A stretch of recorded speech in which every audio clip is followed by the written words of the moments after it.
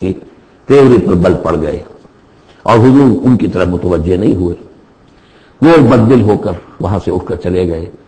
اس پر پھر یہ کہہ لیجئے حضور کا لفظ عتاب، یہ عتاب نازل ہوا مجھ پر، اس لیے کہ اس کے بعد پھر جب کبھی بھی آتے تھے عبداللہ ابن ام مکتوم تو حضور فرمایا کرتے مرحبا بالذی آتمنی اللہ فیہ، مرحبا اس شخص کے لیے جس کے بارے میں اللہ نے مجھ پر عتاب فرمایا ہے. اب اس میں یہ تعبیر کرنا کہ یہ حضور کے مقام پہ یہ ہو ہی نہیں سکتا، انہونی بات ہے، ادھر سے ادھر سے کو ضرورت نہیں. رسول بھی بشر ہوتا ہے، بشر ہونے کے علاوہ میں نے آپ کو بتایا ہے یہ دعوت کا تقاضا ہے. اب جو یہ ہمارے اس وقت جو ساتھی تھے، غریب جو حضور کے ساتھی تھے اور جو جن کو پیٹا جا رہا تھا، مارا جا رہا تھا، جو مزدور تھے، جو وہاں کے غلام تھے، ظاہر بات ہے کوئی صاحب حیثیت کوئی شخص ایمان لے آتا تو ان کی تکالیف میں کمی ہوتی، انہیں ایک طرح کی سپورٹ ملتی. اس لیے جہاں تک نیت کا معاملہ وہ بالکل ٹھیک تھا. البتہ یہ کہ کسی وقت ایسا ہوتا ہے کہ نیکی کے ساتھ وہ نیکی کا جذبہ بھی حد اعتدال سے تجاوز کر جاتا ہے. اور یہ قاعدہ ہے کہ حسنات الابرار سیئات المقربین، یہ درجات کی بات ہے، یہ بات عام آدمی کرتا کوئی بات نہیں تھی، یہ بات محمد سے صلی اللہ علیہ وسلم. تو اللہ تعالیٰ اپنے بڑے بندوں کی جو ہے چھوٹی خطاؤں کے اوپر بھی ایسا انداز اختیار کرتے ہیں کہ جیسے ان سے بہت بڑی خطا ہو گئی. تو یہ ہے سارے مسائل سامنے ہو تو پھر کوئی ضرورت کسی تعویل کی نہیں. اب ایسا اللہ، اب بار بار جو انہوں نے متوجہ کیا ہوگا تو حضور کا کہ چہرے پر کچھ تھوڑی سی ناگواری سے شکنیں پڑ گئی اور آپ نے ان کی طرف خطاب نہیں کیا. پھر موڑ کر میری طرف دیکھیے، وہ دیکھ کر پھر یہ ماتھے پر شکنیں لے کر آپ نے پھر منہ موڑ لیا. انجاہ الاعمی، اس بات پر کہ اس کے پاس ایک نابینا آیا. وما یدریک لعلہ یزکیٰ، اے نبی آپ کو کیا معلوم کہ اسے وہ تزکیہ حاصل کرتا، وہ بلند مقامات آپ کی گفتگو سے استفادہ کر کے اپنے درجات بلند کرتا. اور یذکر فتنفعہ الذکریٰ، یا یہ کہ وہ نصیحت اخذ کرتا اسے وہ نصیحت مفید ہوتی. اما من استغنی، آپ کا معاملہ یہ ہے کہ جو مستغنی ہے، سننے کو تیار نہیں ہے، فانت لہ تصدیٰ، تو آپ ان کے فکر میں رہتے ہیں، آپ ان کے پیچھے اپنے آپ کو ہلکان کرتے ہیں. یہ لوگ جو ہیں یہ تو آپ کی بات سننے کو تیار نہیں. وما علیک الا یزکیٰ، اور اگر وہ پاکی اختیار نہیں کرتے تو آپ کے اوپر کوئی الزام نہیں، آپ سے پوچھ گچھ نہیں ہوگی. واما من جاءک یسعیٰ، اور وہ کہ جو آیا ہے آپ کے پاس دوڑ کر چل کر آیا ہے، بھاگ کر آیا ہے، وہو یخشیٰ، اس کے دل میں خشیت بھی ہے. فانت عنہ تلہیٰ، تو آپ اس سے کچھ استغنا اور تغافل برت رہے ہیں. کلا، ایسا نہ کیجیے. انہا تذکرہ، یہ قرآن تو ایک یاد دہانی ہے. فمن شاء ذکر، جو چاہے اس سے نصیحت اخذ کر لے. ابو جہل نہیں کرتا دفاع ہو، ابو لہب نہیں کرتا دفاع ہو. جو کرنا چاہتے ہیں آپ کی توجہ ادھر ہونی چاہیے. جیسے سورہ کہف کے اندر آیا واصبر نفسک مع الذین یدعون ربهم بالغداة والعشی یریدون وجہہ ولا تعد عیناک عنہم ترید زینۃ الحیاۃ الدنیا ولا تطع من اغفلنا قلبہ عن ذکرنا واتبع ہواہ وکان امرہ فرطا. تو یہ مختلف مواقع پر یہ بات آئی ہے. لیکن ظاہر بات ہے کہ حضور معاذ اللہ ثم معاذ اللہ ثم معاذ اللہ کسی ذاتی غرض کی وجہ سے تو نہیں. اور یہ ایسا ہوگا دعوتوں میں، تحریکوں میں. ظاہر بات ہے ہر سطح کے لوگ ہوتے ہیں.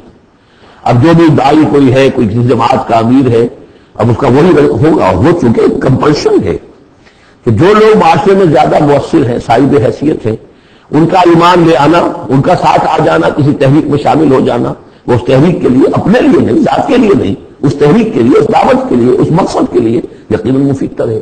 اس حوالے سے معاملہ رہے گا. اس میں یقیناً پھر ایسا ہوتا ہے کہ دوسرے طبقات کے لوگ جو ہیں وہ پھر محسوس کرتے ہیں، معایرت سی ہو جاتی ہے.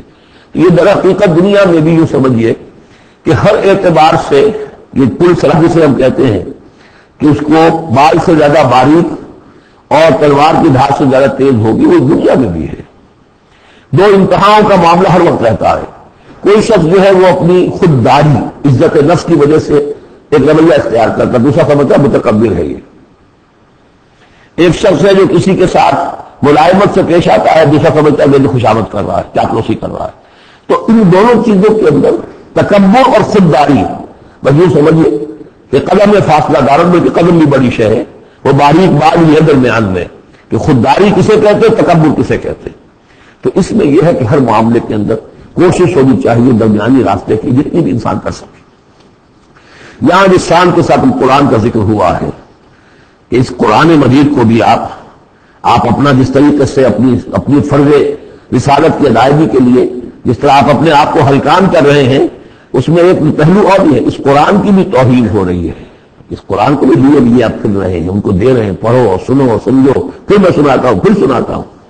کلا انہا تذکرہ فمن شاء ذکرہ، نہیں، یہ تو ایک نصیحت ہے، جو چاہے اخذ کرے، جو نہیں کرنا چاہتا دفع ہو۔ فی صحف مکرمۃ، اور یہ قرآن اصل میں تو ہے بڑے باعزت صحیفوں میں، بلکہ یہ چوتھا مقام آ گیا، اگرچہ یہاں پہ لفظ نہیں آیا ہے وہ، جیسے کہ ہم پڑھ چکے ہیں حوامیم کے سلسلے میں۔ یہ قرآن کہاں ہے؟ وَإِنَّهُ فِي أُمِّ الْكِتَابِ لَدَيْنَا لَعَلِيٌّ حَكِيمٌ، یہ تو ام الکتاب کے اندر ہے، ہمارے پاس ہے اور بڑے بلند مقام پر ہے۔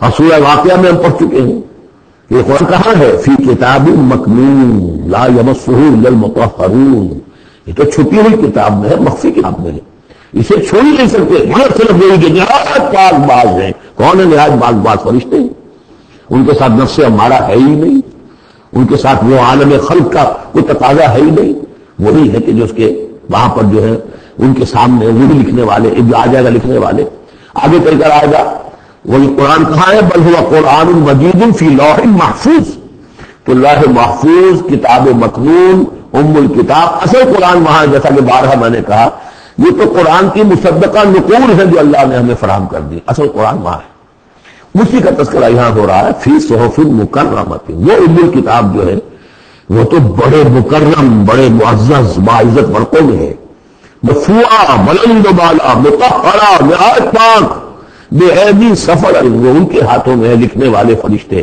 وہاں سے نقلیں تیار کر کے بھی تو آخر بھیج رہے ہیں نا، وہ بے ایدی سفرۃ کرام بررہ، اور وہ خود بھی بڑے باعزت ہیں، بڑے نیک ہیں۔ تو یہ ہے قرآن مجید کا مقام، تو آپ اس قرآن مجید کے ساتھ بھی اس کے مقام کو سمجھتے ہوئے معاملہ کیجئے، جو اس کی توہین کرتا ہے اسے دفع کیجئے، اس کو منہ نہ لگائیے، اور آپ کو اپنے آپ کو جو بھی آپ کے پاس چل کر آئے اور جو واقعتاً تعلیم ہو ہدایت کے اور نیکی کے اور تقویٰ کے، ان پر توجہ دیجیے۔ قتل الانسان ما اکفرہ، ہلاک ہو جائے یہ انسان کس قدر یہ ناشکرا ہے۔ من ای شیء خلقہ، کبھی سوچیں گے اللہ نے اسے کس چیز سے پیدا کیا ہے؟ من نطفہ، ایک بوند سے، خلقہ، اسے بنایا، فقدرہ، اس کا ایک اندازہ مقرر کر دیا۔ دیکھیے ہر انسان کا ایک اندازہ ہے، شاکلہ۔ آج ہم سمجھتے ہیں جینز ہیں، ہر شخص کو جو جینز ملے ہیں اسی کے حساب سے اس کا شاکلہ وجود میں آئے گا، یا کہ اس کو جو جینز مل رہے ہیں ماں سے اور باپ سے، اور یا پھر یہ ہے کہ جس ماحول میں اللہ نے اس کو پیدا کیا،